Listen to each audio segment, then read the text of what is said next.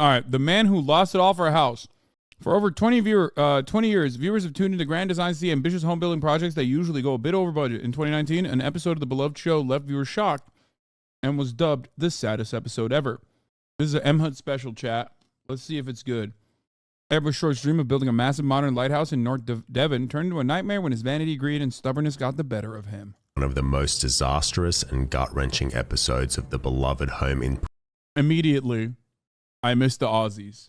I hear that Aussie language, and I go, oh, I miss my boys. You know what I mean? It's like it's like they're here, mate. It's like they're right here next to me, mate. The Aussies. It's like, Alexa, Alex, Nor, where are you? Improvement TV genre. There's something almost universally appealing and satisfying about watching a home renovation and seeing the big reveal. But this episode of Grand Designs that aired in 2019 left viewers shocked and was dubbed the saddest ever. For those who don't know, Grand Designs is a popular British show that first aired in 1999 and is still going strong in its 23rd season currently.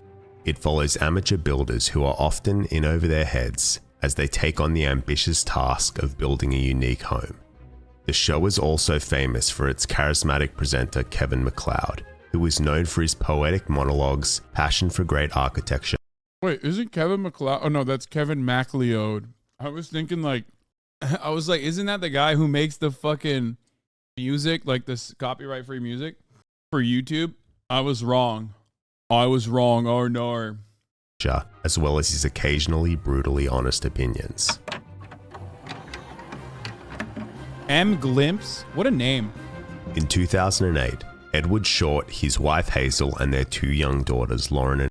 What's up with Aussies wanting to do long form? Well, I guess it's not super long, but what's up with Aussies doing these YouTube essays of fascinating moments of culture? It's very internet historian. Do you root? You say MacLeod as well? Oh. Wallaby Tube, Outback Slate, Outback Sloss of Life. Let's keep going. And Nicole moved from London to the picturesque North Devon for a sea change. Edward was a veteran of the music industry. He had worked with stars like Elton, just like Kevin MacLeod, John and Van Morrison, and released several popular music compilation CDs.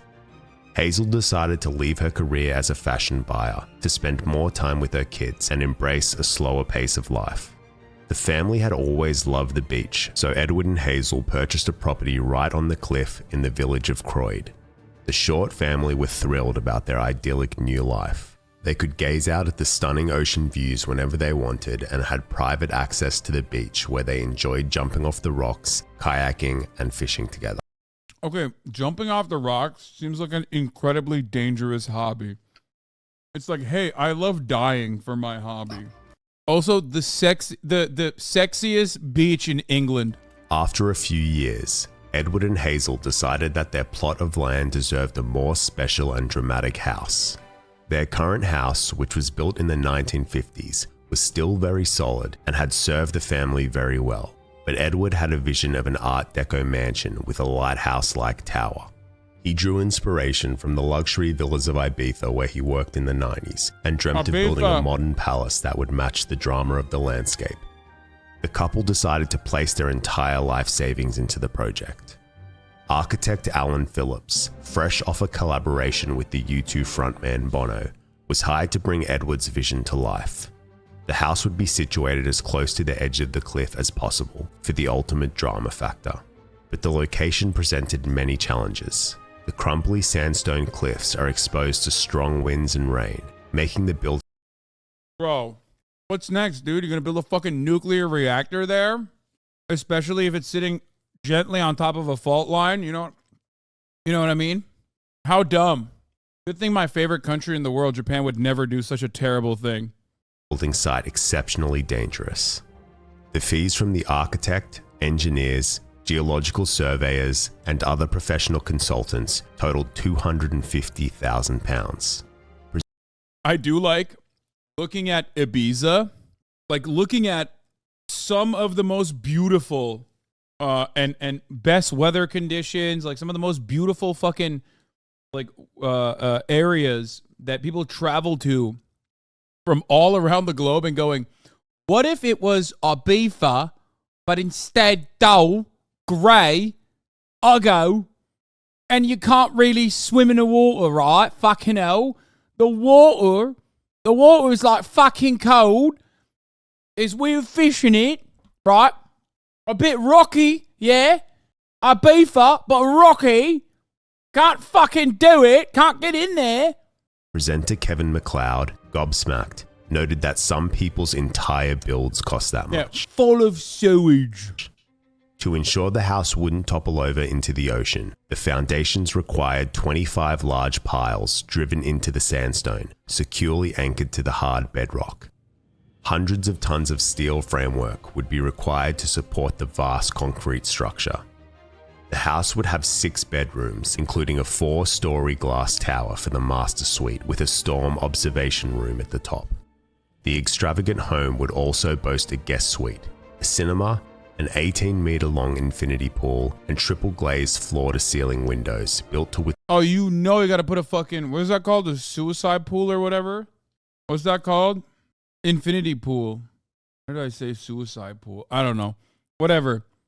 You know you gotta put one of those, might as well be called that. I mean, here it is a suicide pool, but in other situations it's an infinity pool.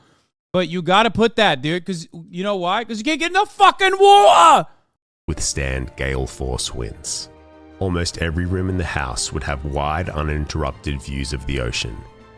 The idea was that as the sandstone naturally eroded, the piles would gradually become exposed. There is literally nothing funnier than doing this in England. Like, I'm not getting over this. I can't get over this because the water you're looking at is shit. Like just move to Ibiza, brother. You spent more money. It's so fucking dumb doing this, and like the water you're looking at is England, giving the illusion of a house hanging from the cliff. A new cantilevered bridge would also need to be built into the cliff for the driveway which accessed the main road. Edward and Hazel believed their massive coastal palace would take just 18 months to build. The total budget for the project was £1.8 million, which was on top of the $1.4 million they had already spent on the existing house and land. Kevin asked the couple how much money they were borrowing and from whom, but Edward and Hazel skirted around the question. Unfortunately. Okay, this is so old school in many respects. Like, this is categorized under the same exact, like, old school ass, like, Victorian era bullshit. You know what I mean? Like a family that was struck by a curse. One madman on a mission, like, to build the unbuildable. Like, they literally, this is super old school, just like trying to build like this idiotic thing because of your hyperfixation. I categorize it under the same vein as like billionaire explorers. Like the Ocean Gate situation was in many ways nearly identical to things that had happened before. Like rich fail sons this one was just like rich people, but usually like rich fail sons fucking doing like peak British adventure and then dying in like an elephant tumbling incident. You know what I mean? It's awesome. It's a tale as old as time itself. Yeah, it's a tale of hubris. It's Icarus. It's all of that. And seeing it, elephant tumbling, like an elephant like stomped on them was what I was trying to say. At the start of 2012, a deep financial crisis and recession was being predicted in the UK. As a result, banks began restricting lending. The provisional agreement Edward had with his bank crumbled, and he was forced to put the build on hold. Edward's income relied on CD sales, but by this point, CDs had all but disappeared from shelves. The kids had already started packing up their belongings, and even put on bake sales and car boot sales to raise money for their parents. But their efforts were futile because the project could not progress for over 2 years. Fast forward to May 2014. The Grand Design's cameras have returned for a check-in. Edward has come up with an alternative plan. He borrowed £500,000 from a hedge fund to build a much smaller 3-bedroom house at the other end of the plot, with the intention of then borrowing against it to continue the lighthouse build. This part of Dude, I love this. Also, my second favorite dumb rich guy shit is, hey, you got a dumbass idea? You got a really dumb idea, dumb? Go to a hedge fund. Like, why are they giving him any money? Why are rich people giving other dumbasses money over incredibly dumb things? Who was like, oh, dude, this is awesome. Yeah, this guy is over leveraging himself, but it's just like, it's so stupid that like a bank was like, no, this is smart. I don't see anything bad here. Of the land was also made up of crumbly sandstone, so progress was slow. 21 months later, Kevin MacLeod returned to North Devon for a visit, not to see the lighthouse, but the smaller house, which Edward and Hazel called the Eye.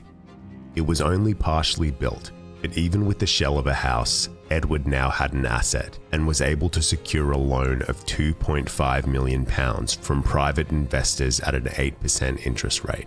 Edward said he was hoping to sell the finished house for the same amount of £2.5 million, which clearly shocked Kevin MacLeod, who believed they had completely overpriced it. But they had no choice.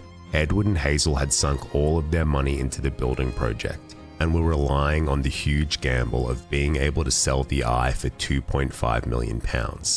A hint of tension could be detected between Edward and Hazel as they discussed their progress with Kevin. But at last, the point of chat is this. Say something. You think nobody else sees it.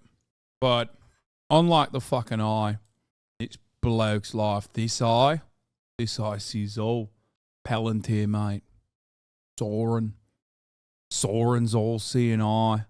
Fucking Palantir, mate. Like a VB long neck in the morning. Fucking downing you. Staring at you like you're a beautiful Sheila. About to drink it all, fair dinkum.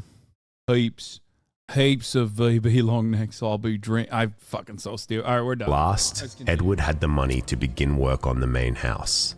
In February 2016, the demolition of the family's 1950s house marked the beginning of construction of their brand new dream home. The couple's passion was back, and their daughters, now teenagers, could barely contain their excitement. The family moved into a nearby rental house, ready to move into their mansion in just 18 months. However, the very first stage of the build, the excavation, took 6 months longer than planned, due to the very hard blue slate bedrock, which required specialized equipment and much more work than anticipated. The unexpected challenge in this very first stage of construction had eaten through the entire contingency budget. Absolutely nothing could go wrong from here on. But delays continued to plague the project. The highly exposed site made working conditions very dangerous. Strong winds meant that cranes could not be safely used and work had to... Remember that, like, those dog shit conditions is also what he's like looking at and going, oh, how beautiful. Like, this is what I want to experience every day. Like, he spent this much money for an area that is so inhabitable that like you can't really use cranes and shit. To stop once again. In October 2016, Kevin MacLeod returned to observe the completion of the steel frame for the lighthouse tower and the concrete structure of the infinity pool. As Kevin toured the build site and took in the breathtaking views, he was reminded of just how potentially spectacular the house would be when completed. Yeah, it's such an LA guy take. That's why that fucking coastline is blossoming with real estate, you know? That's why it's so normal to build there that if you notice, if you look, 100 miles in one direction and 100 miles in the other fucking direction, all you see are houses on the coast. Like, what do you mean? Sometimes there's a reason why no one is built there, okay? It's like one of the most popular holiday places in the UK. Oh my God. That is the saddest thing I've ever heard. Stop. Oh my God, bro. This shit makes Ohio look exotic, okay? Edward revealed it was highly likely they would go over budget, but refused to compromise on any aspect of the design. Like, I'd rather fucking go to Toledo than look at this situation where it's like the wind and rain is just like pissing on my face all day. The smaller house next door, the Eye, was now almost complete and the pressure was getting to Edward. He admitted he was absolutely terrified and knew full well that there was a chance that the eye wouldn't sell for the £2.5 million price tag. In February 2017, 70% of the budget was now gone, but there was still just a skeleton of a lighthouse to show for it. The main house was about to face its next challenge, building the driveway, which was cantilevered like a floating bridge with no supports underneath. It required extremely precise engineering and workmanship, which drove up costs, leading to a loan extension of £500,000.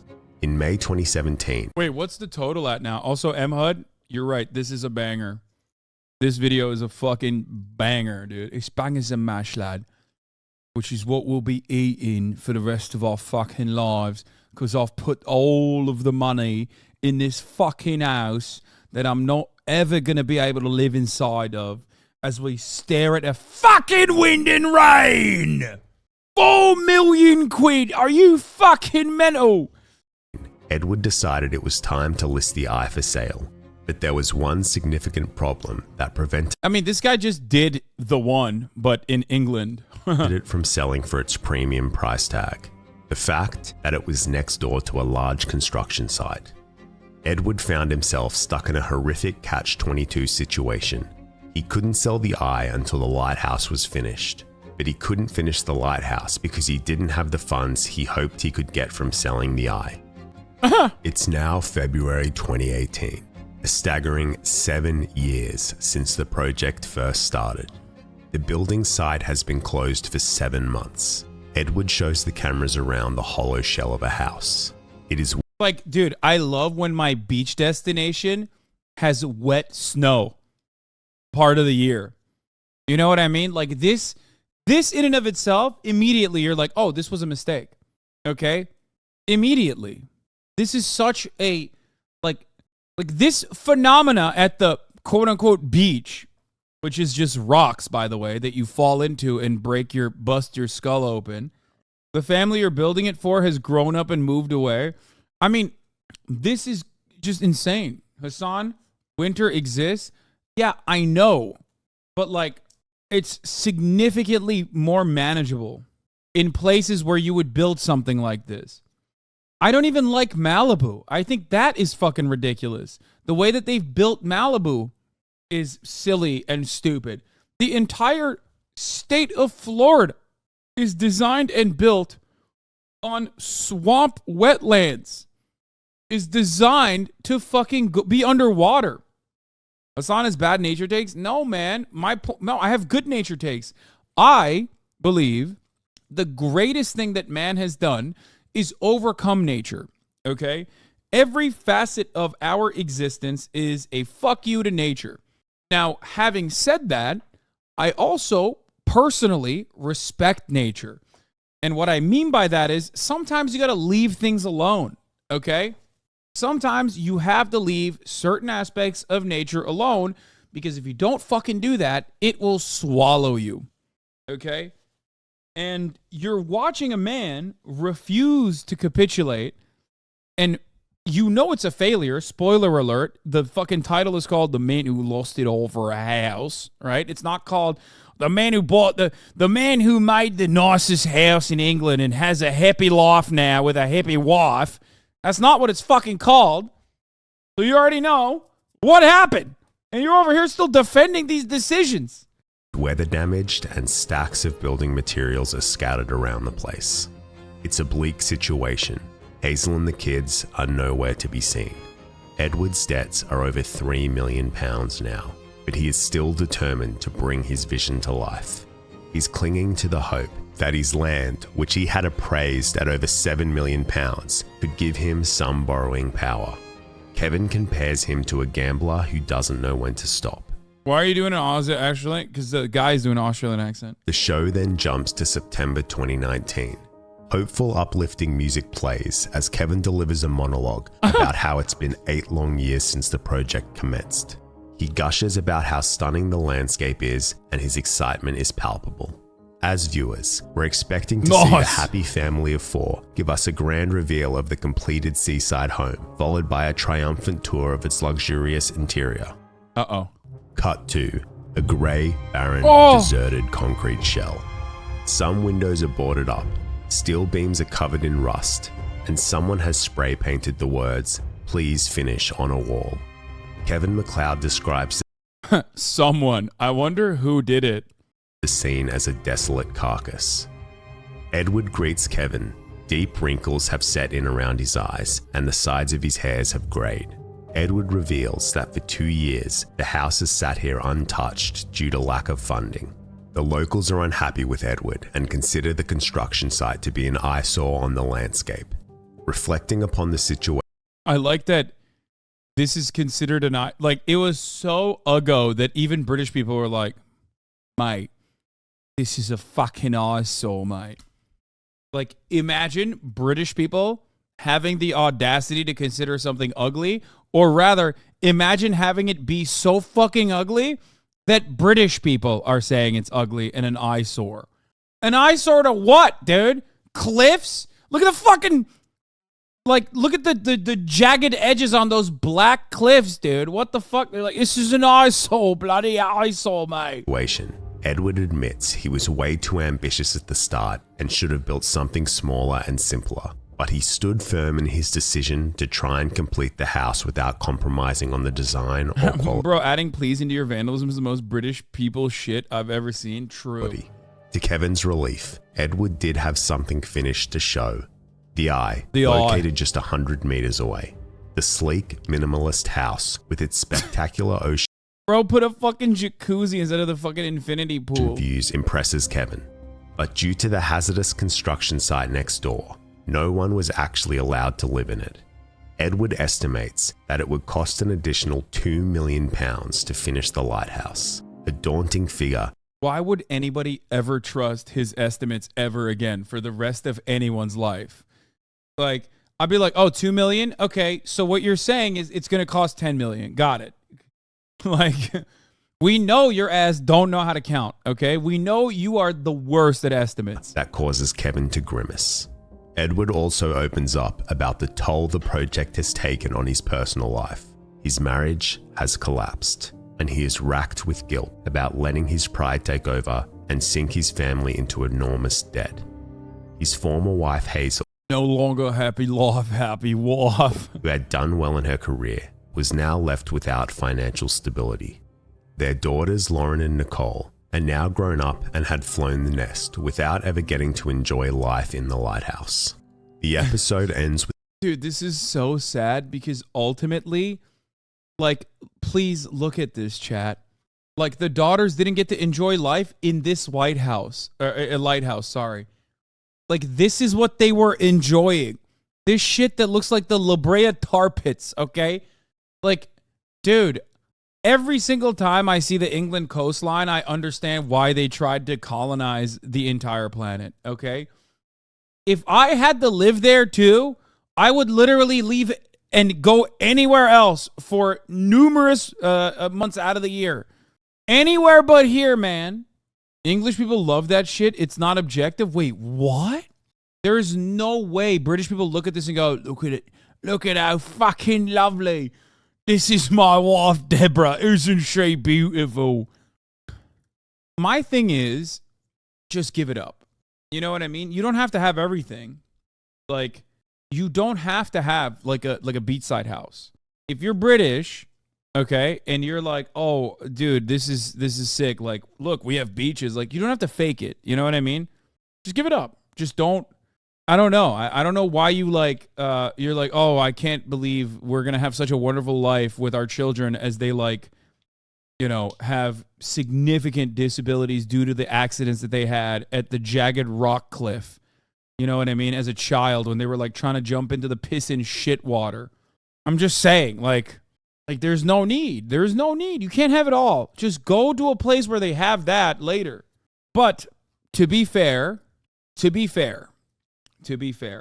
all I'm stating is you don't have to badmouth the ocean that bad. All I'm stating is this. I live in Los Angeles. My word is completely irrelevant. Why? Because I live in Los Angeles and I've been to the beach a handful of times in the 10 years that I've lived here. So we actually have nice beaches out here. And even then, I refuse to go. So if I'm not going to fucking Malibu or Santa Monica or whatever, and like touching the beach and getting in the ocean, you bet your fucking ass I'm not going anywhere near this shit. Whatever the fuck this tar is over here. With a flicker of hope, as Edward says he might be able to secure another. The UK has nice nature. Not every beach needs to be. No, I think the UK has beautiful nature. I'm not even joking. I love the fields. Like, I love when I get on a fucking train. I love looking around and looking at the greenery. It's just that's why I said it doesn't have to be everything. You don't have to have everything. You don't have to have everything. You know what I mean? Like, you can just have what is this? Lighthouse from the saddest ever grand design is back on the market for $7.5 million. Oh, it was complete. They did it. Wait, there's a positive aspect to the story. He fucking did it. He did it. The man who lied. The lender. And it's a fucking spoiler! Spoiling us, chatter! What are you fucking doing, mate? You know what's funny about this entire situation? Alex is here right now. She's like, hey, I'm going to be upstairs. I'm going to be writing all day because I want to like pre-write some of the stuff for my articles. So she's probably hearing me fucking screaming downstairs. What do you mean you can't ban me? I 100% can. What are you talking about? Look at this. Look at this. Freaking mods, dude. Yubi doesn't remember, I don't think, when I used to ban my mods all the time. Young Peasy might be next, motherfucker. You better watch it. You understand? Yeah, you fucking heard me, bitch. Just remember. Certain he'll be able to finish the house. When this episode of Grand Designs aired in October 2019, it left viewers shocked. There have been other episodes where the build doesn't get finished. You guys get unbanned, Yubi. But watching Edward demolish a perfectly good family home, sink himself close to bankruptcy over 8 years, then the demise of his marriage left many calling this the saddest ever episode of Grand Designs.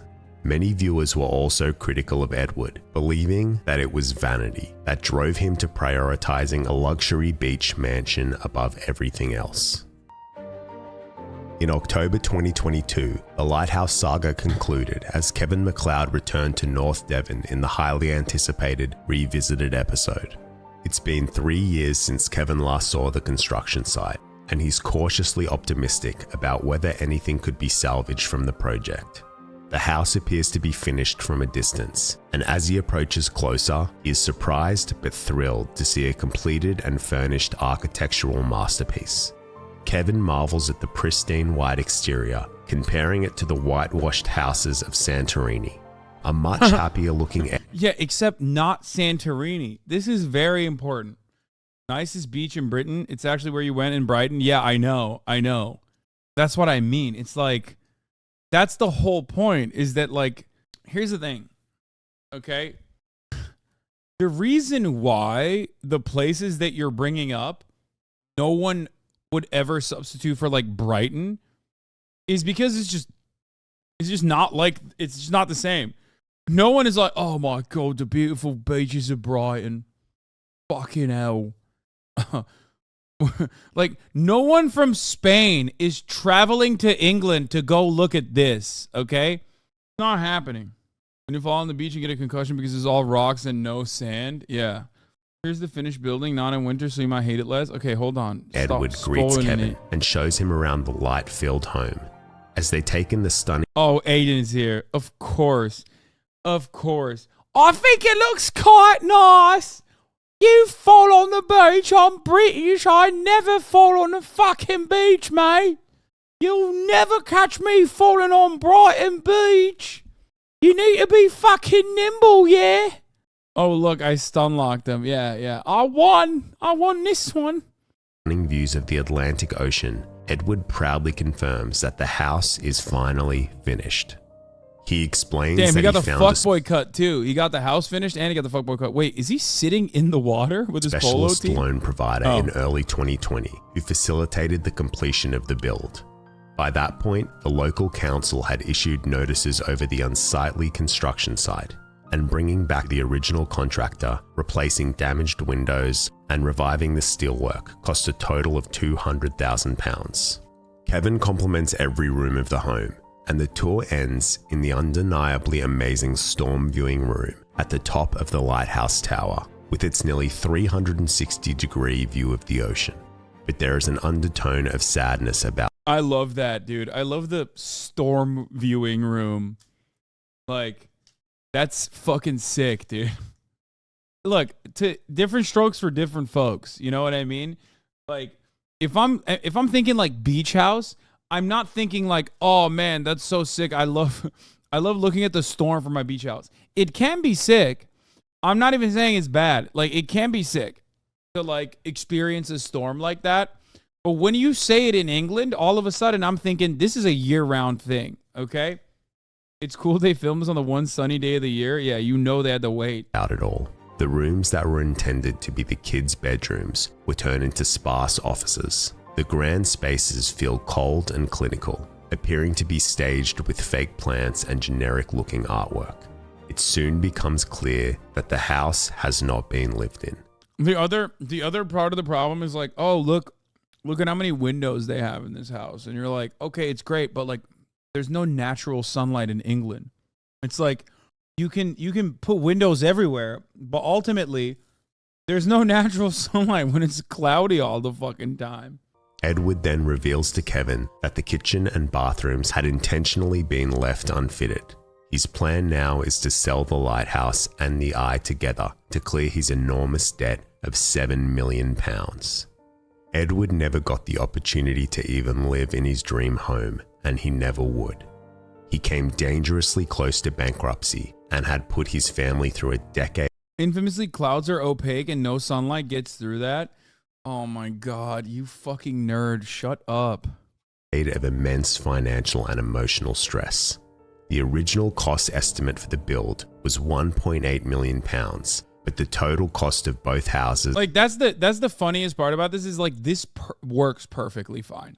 Like, you did not have to break this down. It works perfectly fine. You literally got the same exact fucking view, except like a little bit further away, so it wasn't actually as dangerous.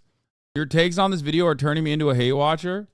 Yeah, you could have just like renovated the interior a little bit. Maybe bust open some of these fucking walls and like make the windows larger and you would have been fine.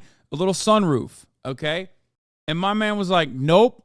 Because like ultimately you don't change the weather. You don't change the climate. You don't change the environment.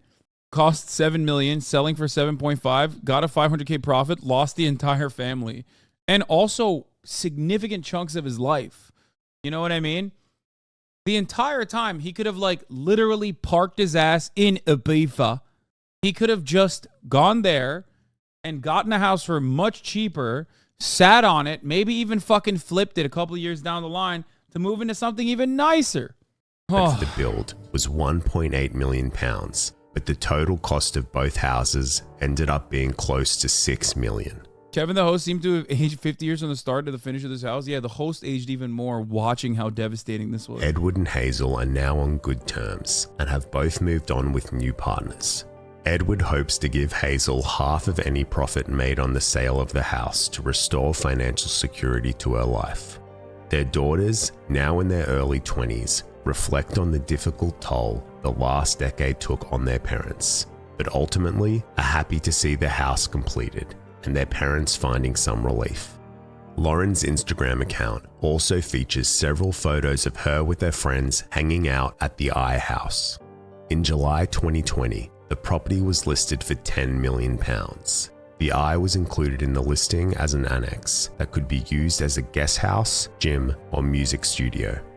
There were some negotiations with a potential buyer in... I don't think you can comprehend this, but some people actually want to live in England. Not everybody's forced to live there, says Gabe Bowser. Okay, I think I shit on England a little too much. People are now getting actually touchy about it. I'm sorry, guys. England is beautiful, okay?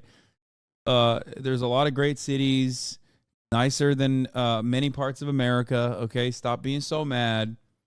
But also, at the same time, I get why you guys tried to fucking colonize the rest of the goddamn planet, because everybody was desperately trying to fucking leave, okay? I'm just saying. Not very habitable. Okay, chatters, you can't shit on normal British architecture if you're American. By the way, go move one of the 7 cars in your driveway. Your mom has to get to the store. Yeah, I mean, American architecture is dog because it's like even a shittier version of British architecture. Not even British, but... in February 2023, but unfortunately, it fell through.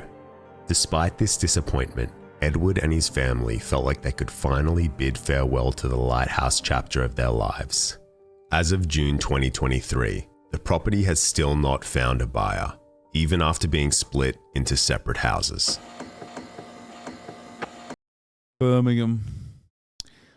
Yeah, this was awesome. This was great. This was a very good video. It makes me want to watch other videos from this guy. Hey everyone, I'm the editor. Thanks for watching till the end. Hope you enjoyed the content. If you did, then please drop a like and subscribe. Why not leave a Kaya love in the comments down below so that I know that you reached this point of the video? If you'd like more content like this one, then check the video up here on top of my head, or literally in front of my face right here.